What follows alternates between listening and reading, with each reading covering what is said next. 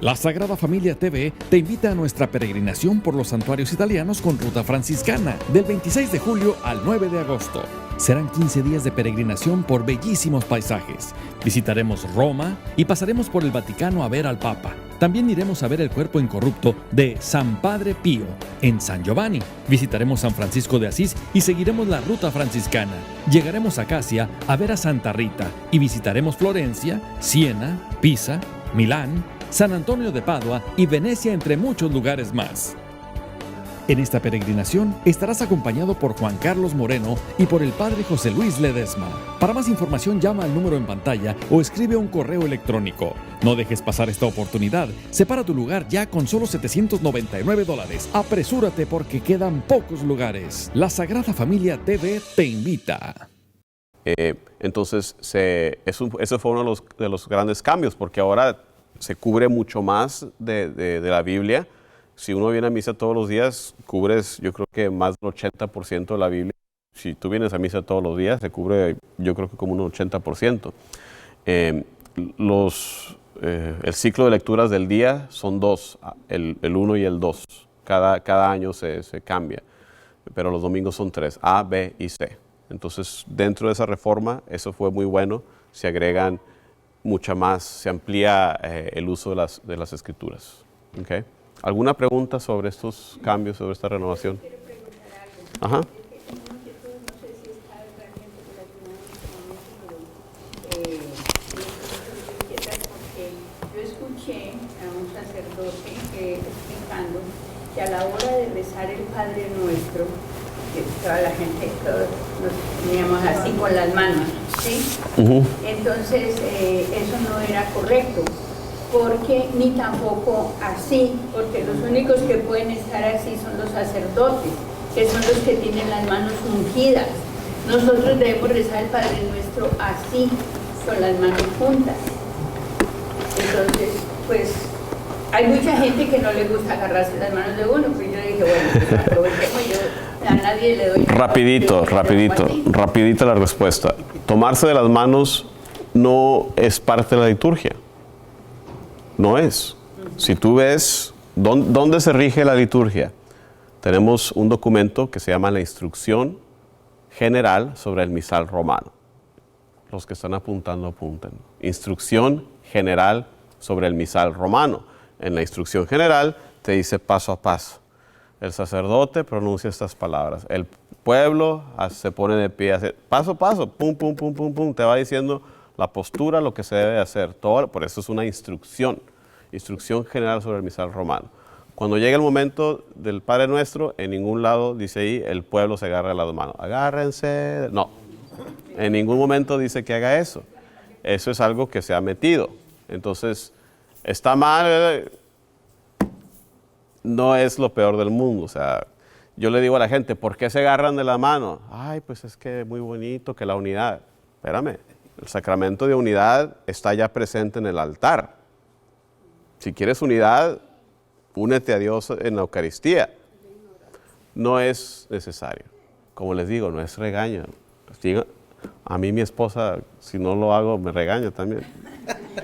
Y sabe que está mal. Y cuando decimos y con tu espíritu hacemos así, pero es que no tiene sentido. Sin nada de eso. Levantar. Nada más nos agarramos las manos. Luego en el embolismo las levantamos también. Tuyo es el reino, tuyo el poder. Nada de eso. Nada de eso va en la liturgia. Nada de eso. Ajá. Cuando el Padre está en la plegaria, cuando va a tomar el que ves, dice que la paz esté contigo, el Padre se hace esto. Las demás personas, los que están, ¿lo deben hacer? No. A todos hacen así. Acuérdense esto. Yo le he querido preguntar al Padre. No, acuérdense esto. Tenemos papeles diferentes. El que preside la ceremonia, el que preside la misa es el sacerdote.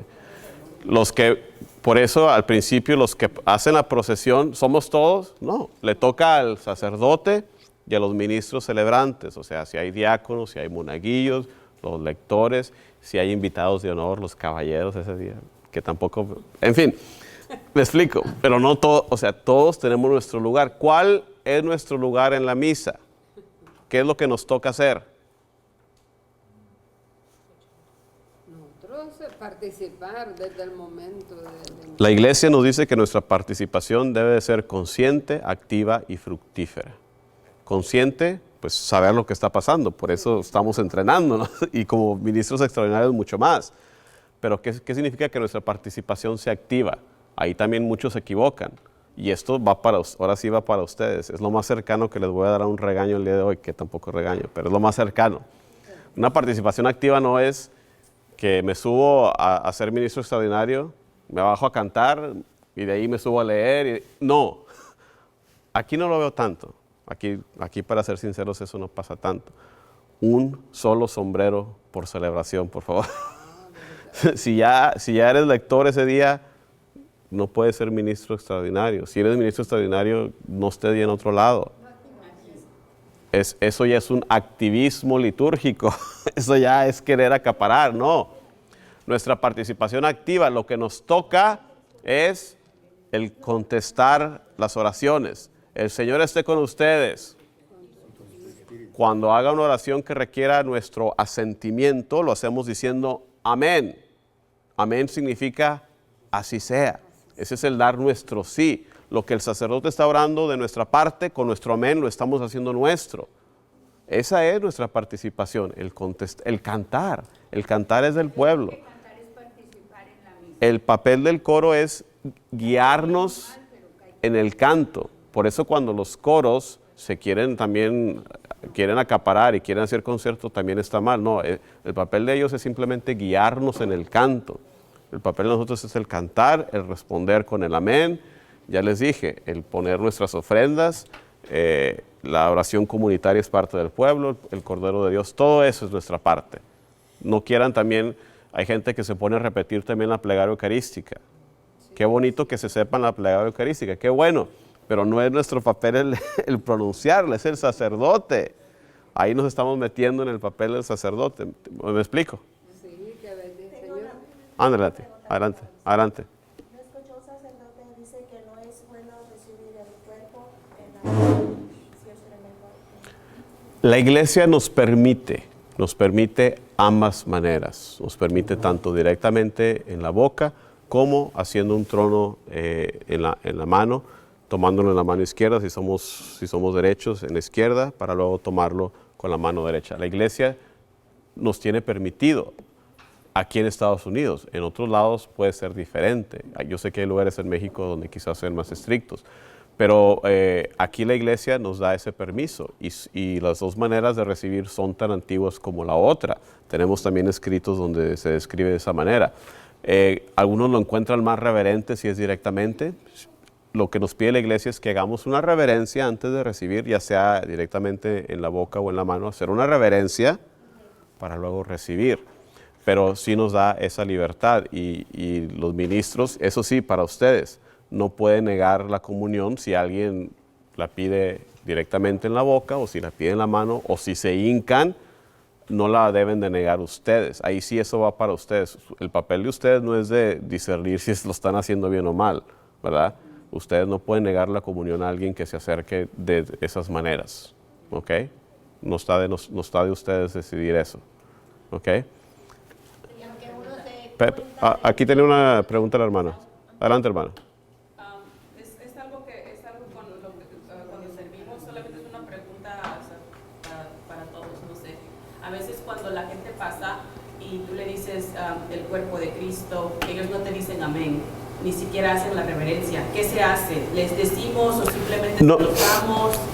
Yo no recomendaría, no es el momento, no es el momento. El momento sería que vinieran a una formación, que el sacerdote lo mencionara en la misa. Eso sí es el momento, pero ahí en realidad no es el momento, ¿verdad? Lo único que es el momento es si no lo han ingerido, ahí sí toca, ahí sí les digo, como guardianes también de la Eucaristía, ahí sí deben de decir, por favor, consuma aquí mismo. No solo, ahí, eso sí, no se pueden llevar el cuerpo, porque hay mucha gente que o no sabe o quizás con malicia se lo lleven para otras cosas. Hay gente que no sabe y cree que lo pueden llevar ellos mismos a un enfermo. No, ahí a ustedes sí les toca decir, discúlpeme un momento, pero debe de consumir aquí mismo la Eucaristía. ¿Ok? Eso sí tienen que intervenir. Fuera de ahí, no es momento de dar ahí la catequesis o la enseñanza propia. Por eso esa pregunta va Sí, nada más para sí. como saber cómo actuar, simplemente hacerlo todo Sí, normal. Ajá. sí, y acuérdense que hay que venir a la siguiente sesión también, porque aquí estamos hablando más de cuestiones de la teología, de lo que es nuestra fe en la Eucaristía. En la siguiente sesión ya vamos a hablar ya de las cosas ya más prácticas, así que sobre todo los nuevos tienen que venir a la siguiente sesión también, ¿ok? Sí. De nuestra participación en lo que menciona usted, puede ser uno las dos cosas, lector y dar la Eucaristía, no en el mismo día, pero si un día puedes hacer Claro. una cosa y después si otro día Claro. te piden que hagas la Sí. otra, lo puedes hacer, ¿verdad? Sí, eso sí, en diferentes días no hay problema, pero en una misma celebración les recomiendo que sea uno solamente el ministerio. Aquí no creo que haya ese problema de que no hay ministros, aquí yo creo que sí tenemos suficientes como para evitar eso, ¿no?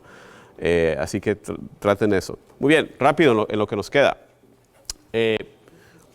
Elemento de la Eucaristía ahora como sacramento, ahora sí hablando ya, hemos hablado de la teología, ahora hablando como sacramento. Como todo sacramento, la Eucaristía tiene su ministro, ya hablamos de los ministros ordinarios, los ministros extraordinarios, ya tanto en el momento de la consagración, en el momento de la comunión. El sujeto, ¿quién puede recibir la Eucaristía? Primero tiene que ser bautizado. Cuando enseño sacramentos, así empezamos, ¿verdad? ¿Quién puede recibir el bautismo? Pues el no bautizado, ¿verdad? Y luego hablamos, ¿verdad? Los requerimientos, pues tiene que tener una cierta preparación. En el caso de la Eucaristía, ¿verdad? Para la primera comunión tiene que ser bautizado. Tiene el niño o la niña que haber recibido la reconciliación, tiene que haber tenido alguna preparación, ¿verdad? Para que comprenda lo que está haciendo, ¿verdad? Que no es pan ordinario, sino que es el cuerpo y la sangre de Cristo, bajo las apariencias del pan y el vino. Y estar en estado de gracia, el ayuno eucarístico, no se olviden que todavía hay ayuno eucarístico. ¿Cuánto es el ayuno eucarístico? A esa hora, 1 hora, ya por eso se nos olvida. Antes cuando era desde el atardecer del día anterior, pues la primera misa de 6 de la mañana ahí sí que estaba llena, ¿verdad? Porque estaban todos en ayunas. Ahora pues ya no es tanto el requerimiento, pues ya es otra cosa, ¿verdad? Pero puede recibir la Eucaristía bajo esas condiciones, bautizado, preparado, en estado de gracia. Materia, ya hablamos de la materia. ¿Cuál es la materia de ese sacramento? El pan y el vino. Pan de trigo, para nosotros es sin levadura, para iglesias orientales es pan con levadura. Para nosotros es un pan ácimo, sin levadura. Esa es la tradición de nosotros. Vino ordinario, puede ser de uva verde, blanca, la que sea los colores de la uva, mientras sea de uva y sea fermentado. No puede ser jugo de uva, no puede ser Welch's, ¿verdad? Tiene que ser fermentado, tiene que ser verdaderamente vino, pero el color no importa tanto, ¿verdad? Así que pan sin levadura, sin ningún otro ingrediente. Para las personas que padecen de ese celiac disease, que no pueden comer ese elemento del pan, hay hostias con bajísimo contenido o simplemente que reciban el vino, ¿verdad? Para esas personas que tienen eso de gluten allergy, ¿verdad? Que no pueden, no sé cómo se dice en español, sí saben lo que estoy hablando, ¿verdad? Esas alergias de gluten. Pueden recibir una hostia consagrada con bajo contenido de eso o simplemente el vino, ¿verdad? La forma, o sea, las palabras, ya dijimos, la liturgia, la plegaria eucarística y sobre todo las palabras, este es mi cuerpo, esta es mi sangre. Son las palabras con las que se convierte el cuerpo, el pan y el vino en el cuerpo y la sangre de Cristo. La epiclesis, creo que lo mencioné, es la invocación al Espíritu Santo. Esto todo se realiza por la acción del Espíritu Santo. Y ya hablamos de la comunión, el compartir la Eucaristía, ¿verdad? Transustanciación, muy importante, ¿verdad? Es ese término teológico que describe ese cambio de sustancias, no cambio de forma, sino de sustancia. Para poder explicarlo, habría que hablar un poco de filosofía, pero no sé si haya tiempo e inclinación para hacerlo. ¿No? El sol entra hasta las 6. ¿Cómo? Hasta la noche. Tenemos tiempo. Sí han oído ese término, ¿verdad? Transustanciación. Por eso cuando hablamos de ese cambio, yo digo cambio, no digo transformación, porque transformación es otra cosa, es cambio de formas. Para poder entender eso, habría que saber un poquito de filosofía griega. En la filosofía griega, ahí les va, ustedes lo dijeron, yo no quería, pero... En la filosofía griega, ustedes saben, los grandes filósofos, empezando con Sócrates, Platón, Aristóteles. Antes de Sócrates se les llama los presocráticos. Es un gran cambio con Sócrates. Había dos campos en la filosofía griega antes de Sócrates. Los que decían que no había nada de cambio en el mundo. Todo es estable. Lo que parece cambio es aparente. Ese es un campo, no hay cambio. El otro campo opuesto, ya se imaginarán qué decían. Todo es cambio, no hay nada estable. El otro campo decía, nunca te metes al mismo río 2 veces, ¿verdad? Porque el agua va caminando, es un río diferente cada vez que lo pisas. Ese es el otro campo. Entonces viene Sócrates y reúne esos dos campos y dice, bueno, es que hay cosas que sí cambian y hay cosas que no. Las cosas que no cambian son las esencias de las cosas. Y lo que sí cambia son las apariencias o las formas. Déjenles doy un ejemplo para ilustrar esto. Cuando yo les digo,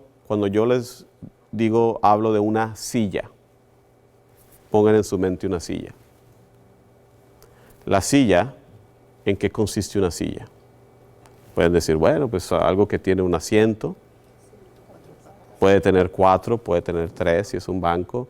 Las más modernas pueden ser una sola, así, no sé, diferente. Me explico, las apariencias puede ser blanca, de diferentes colores. Todas esas cuestiones pueden cambiar. Pero lo que hace a la silla, eso no cambia. Eso es una silla aquí en China. Eso lo entendemos por silla. Lo que hace a la silla, esa es la esencia de la silla. Y las formas es todo, las apariencias, todo lo exterior. ¿Me explico? Hay algo que cambia, las apariencias, lo exterior, en términos de filosofía, la forma, y lo que no cambia es la esencia, lo que hace la silla, ¿ok? La sustancia, ¿ok? Esencia, sustancia, son términos que los podemos equiparar. Ok, ahora, cuando hablamos de la Eucaristía, estamos hablando de un cambio de sustancia, de esencia. Lo que hacía pan al pan y lo que hacía el vino ya no están presentes, porque ahora lo que tienen es la sustancia del cuerpo y la sangre de Jesús. Es un cambio sustancial. Las apariencias, sin embargo, se mantienen ahí. Sigue la apariencia de vino, sigue la apariencia de pan. De hecho, si tú te tomas 1 litro de vino consagrado, aún siguen las consecuencias, aún te emborrachas. No cambian las apariencias, sigue lo mismo, ¿verdad? Lo que ha cambiado es la sustancia, por eso decimos transustanciación y no transformación. Una transformación es pintarte el pelo, ¿verdad? Es un cambio exterior, un cambio de apariencia. No, aquí estamos hablando de un cambio sustancial. Lo que hacía el pan sale y es ahora la esencia de Jesucristo. ¿Okay? ¿Tiene sentido más un poco? Eso es en breve la introducción filosófica por qué decimos transustanciación. Presencia real. En la misa, Cristo está presente de diferentes formas. ¿De qué manera está presente Jesucristo en la misa? Este es su examen final.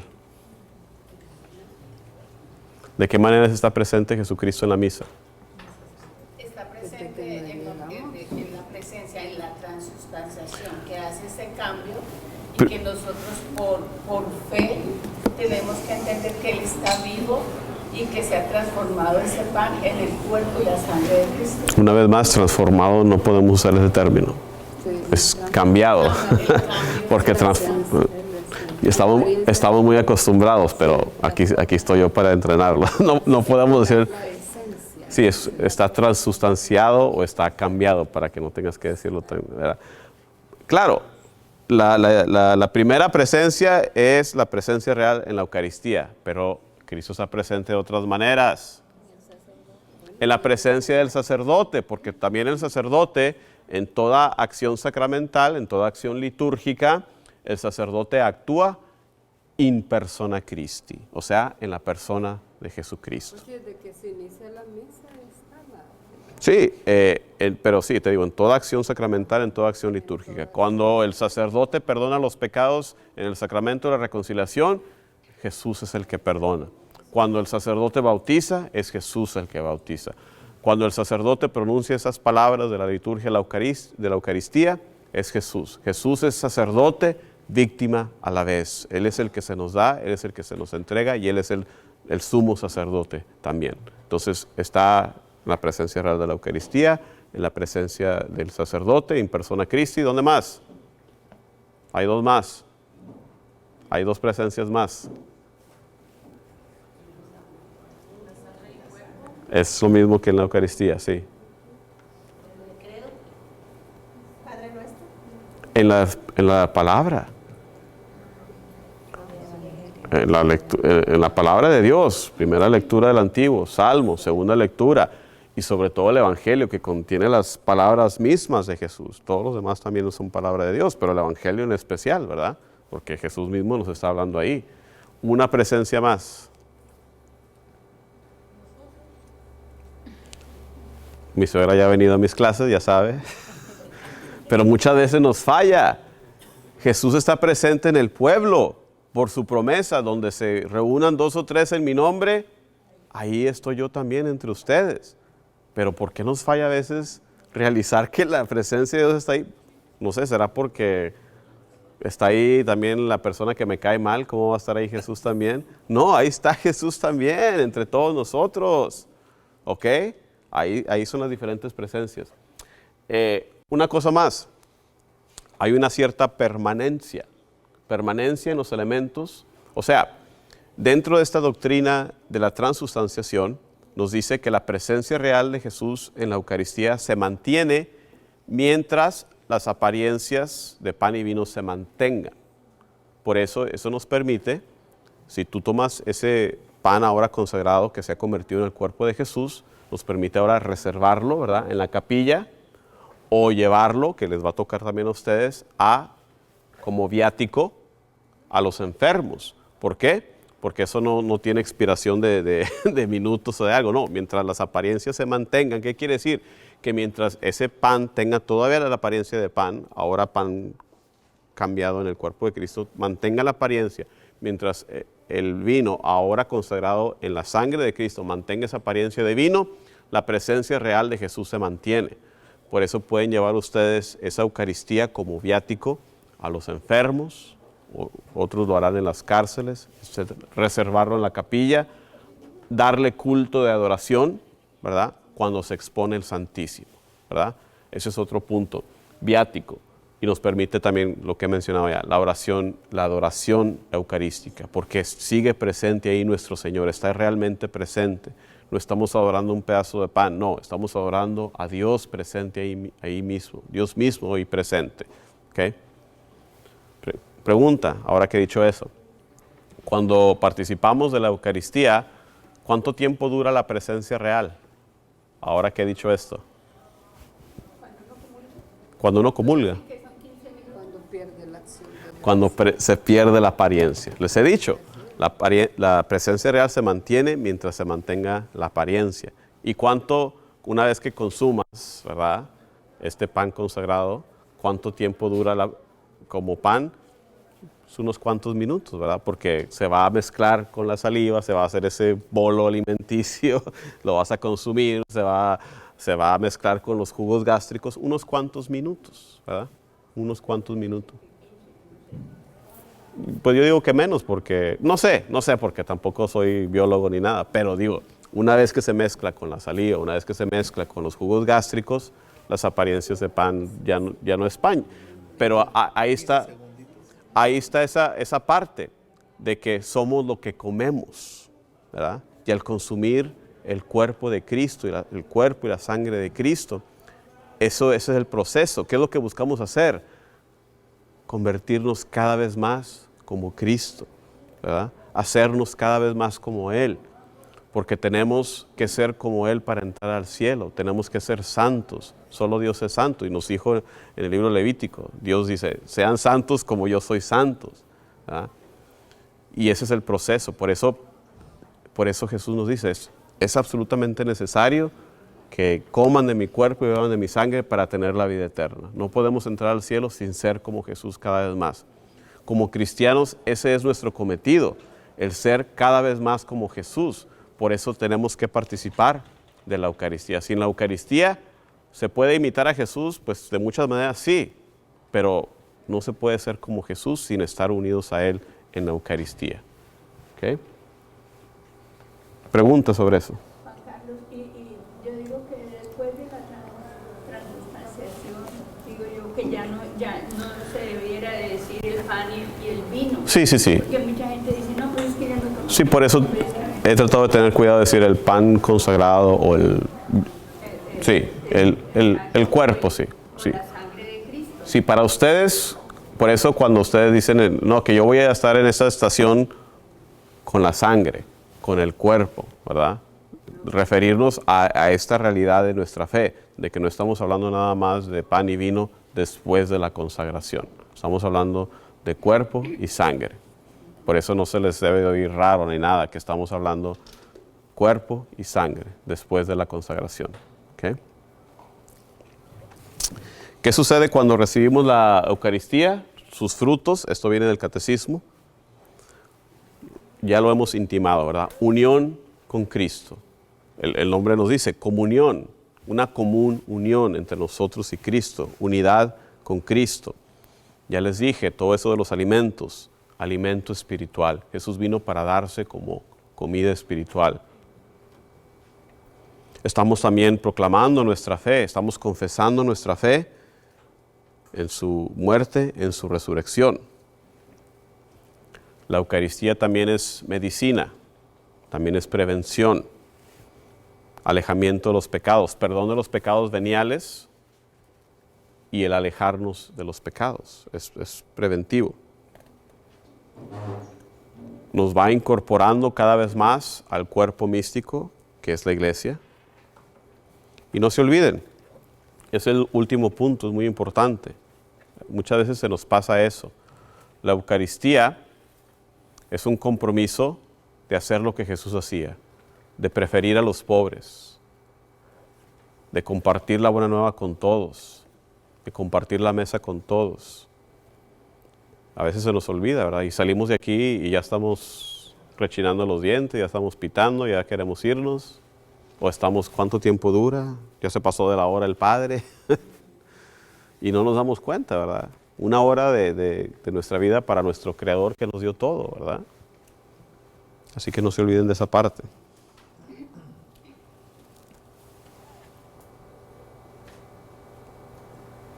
Ya hablamos de eso, de quién puede recibirlo, ¿verdad? Ya hablamos un poco de esos casos especiales, de la adoración perpetua, del viático. Hablamos un poco de los milagros eucarísticos, porque Jesús, el pan, cuando es consagrado ahora en el cuerpo, no tiene apariencia de cuerpo de Jesús, sino tiene apariencia de pan, ¿verdad? Pero en algunos casos, como ya les mencioné, Dios sí que ha realizado el milagro de que su cuerpo, en apariencia de pan, ha cambiado ahora en carne. Y ese es el milagro que les mencionaba del anciano. Ahí en esa ciudad tienen todavía ese guardado, esa hostia que es consagrada, cuerpo de Cristo, que se convirtió en carne humana. Y ha sido estudiado y todo, y verdaderamente es. Entonces ha habido esos casos especiales de milagros eucarísticos. Ese último punto, comunión de deseo. Alguien que no pueda comulgar y que diga, no, es que pues yo no voy a misa, que porque tal razón, mis matrimonios, lo que tú quieras, divorciado, no puedo ir a misa. Claro que puedes ir a misa, debes de ir a misa. El mandamiento, si no puedes comulgar, es nuestro deber aún ir a misa. Y lo que nos dice la iglesia es que se haga una comunión de deseo.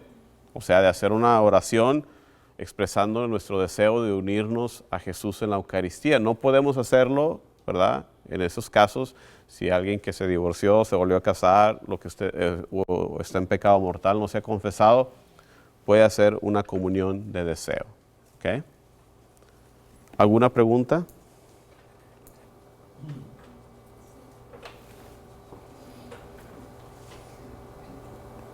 Bueno, ya eso ya les mencioné. Finalmente, ¿cómo nos podemos preparar para la misa, para vivir, para celebrar la Eucaristía? ¿Cómo nos preparamos?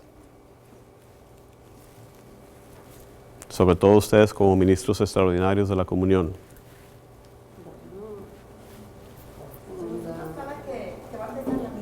Con la confesión, dar en acción de gracias. En el cuartito para participar y damos gracias a Dios por poder venir a servir. Hacen un momento de oración. No sean las de nosotros, sino sean las de Jesús. Claro, la preparación debe de incluir eso, oración.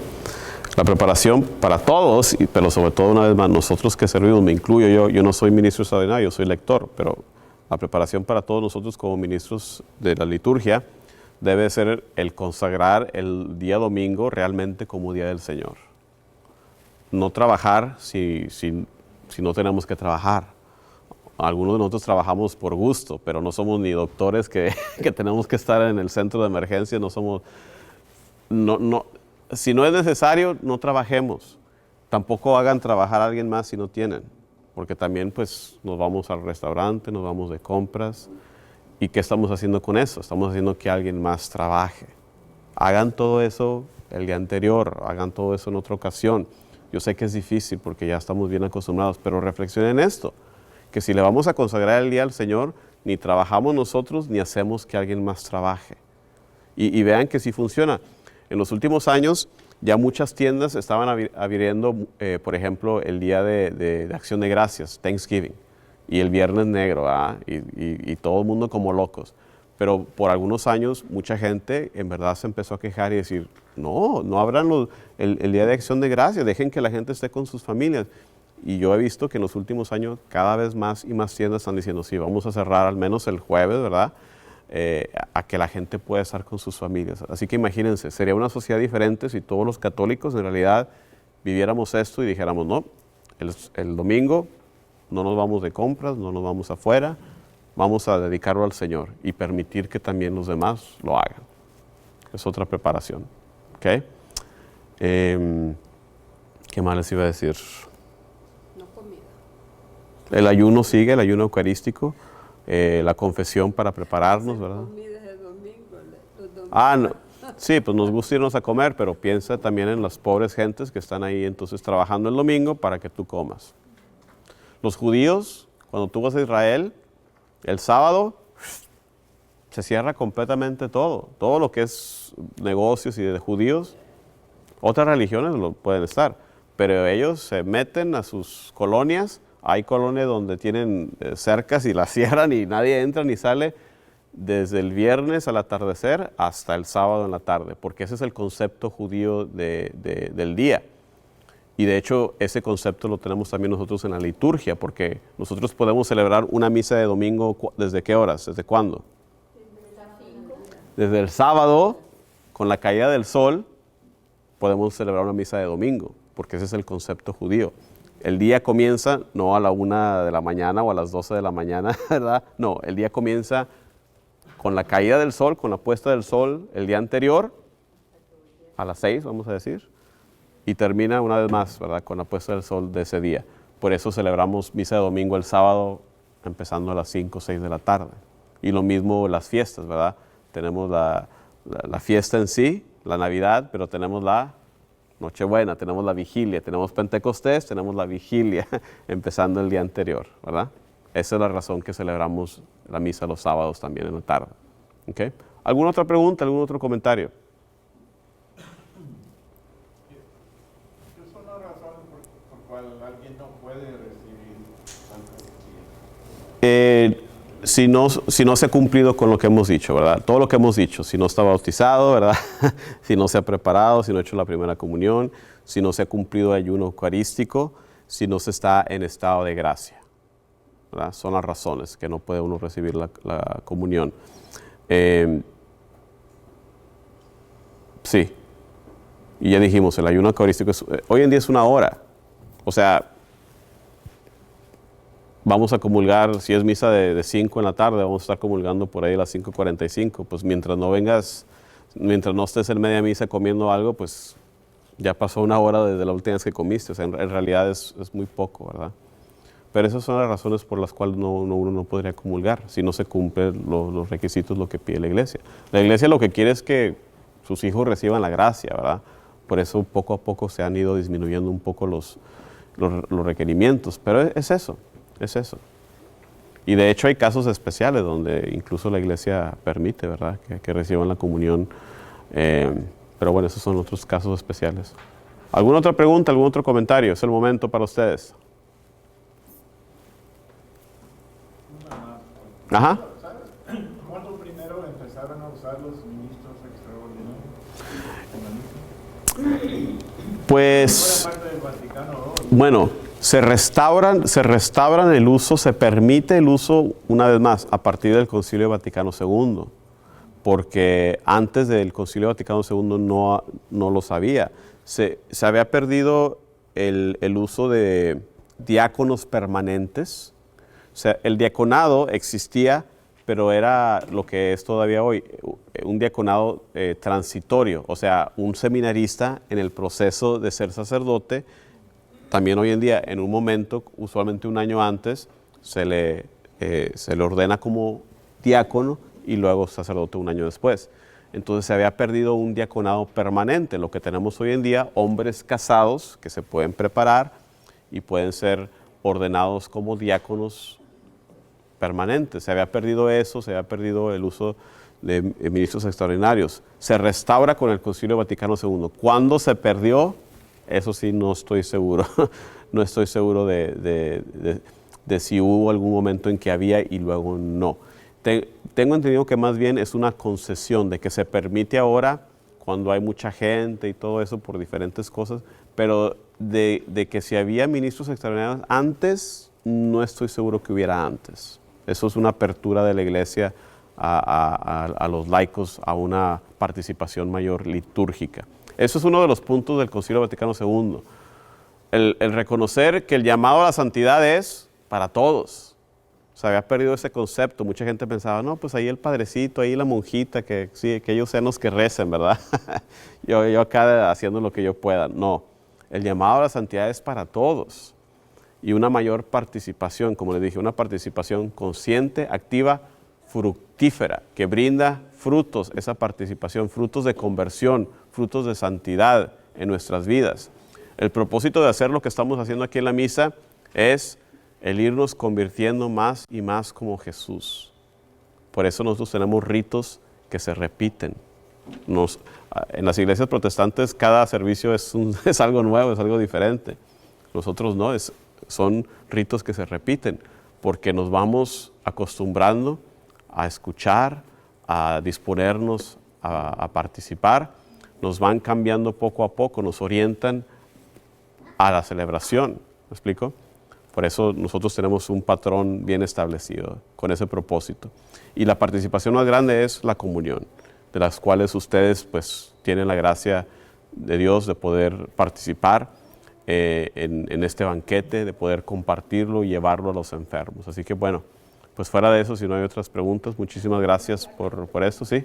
Yo pregunto, lo de los ministros extraordinarios de la comunión, la Santa Comunión, ¿es para todo el mundo o para algunos países? Porque, por ejemplo, ni en España, ni en Colombia, ni en algunos de Centroamérica, creo que ni en México eso no se ha podido. Sí, ten en cuenta que la Iglesia nos da normas universales que aplican a todo mundo y luego hay muchas normas que nos da que nos dice lo que el obispo, o sea, lo que la autoridad de la iglesia local elija, se puede modificar.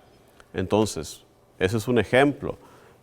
Los diáconos por igual, los diáconos permanentes, aquí en Estados Unidos yo creo que tiene más que todo el mundo combinado, porque Estados Unidos tomó ese permiso que dio la iglesia y dijo, vámonos, Aquí hay mucha necesidad y les digo, aquí en Estados Unidos yo creo que estoy seguro que hay más que casi en todo el mundo combinado.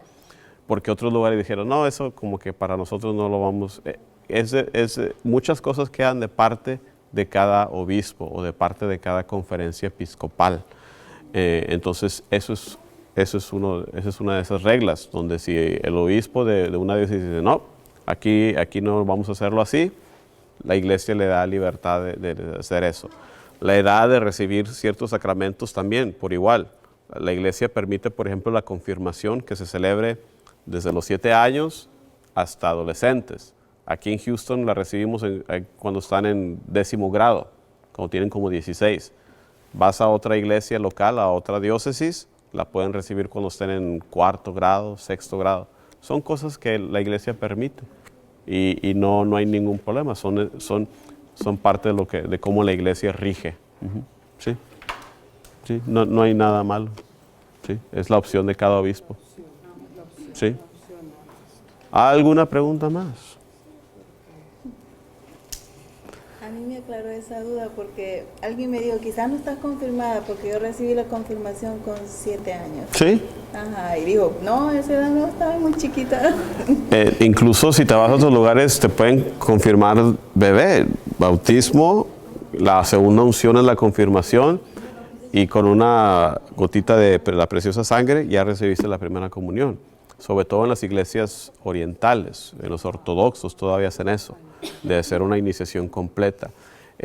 Vamos a hablar más, como les digo, en la siguiente sesión. La siguiente sesión está programada para... próximo sábado a las 9:30 en la iglesia. El próximo sábado a las 9 se va a hacer la práctica. Ahí se van a hablar ya de cosas más prácticas, dónde pararse y todo. Se les va a recordar que debido a la dignidad de lo que estamos haciendo, de participar en este ministerio, pues hay ciertas reglas, ¿verdad? Una de esas reglas va a ser venir puntualmente, ¿verdad? No podemos llegar 5 minutos antes porque el orden que se debe llevar es tal que si ya no llegaste a la hora que... ¿Cuánto les piden aquí? ¿15 minutos? 15 minutos. Si no llegas 15 minutos antes se te va a tener que reemplazar. Y no se enojen, por favor, porque si no llegaron se tiene que seguir este orden para nosotros estar preparados. Porque se ve bien feo llegar que llegue ese momento.